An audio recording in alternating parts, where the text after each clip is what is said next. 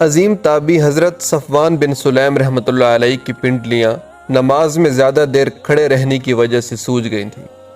آپ رحمۃ اللہ علیہ اس قدر کثرت سے عبادت کیا کرتے تھے کہ اگر آپ سے کہہ دیا جاتا کہ کل قیامت ہے تو بھی اپنی عبادت میں کچھ اضافہ نہ کر سکتے، یعنی ان کے پاس عبادت میں اضافہ کرنے کے لیے وقت کی گنجائش ہی نہ تھی۔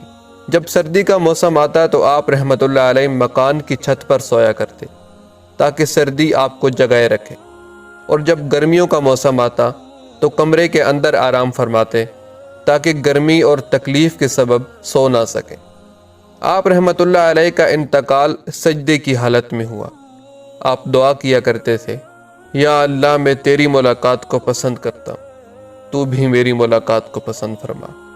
اللہ رب العزت کی ان پر رحمت ہو اور ان کے صدقے ہماری بے حساب مغفرت ہو۔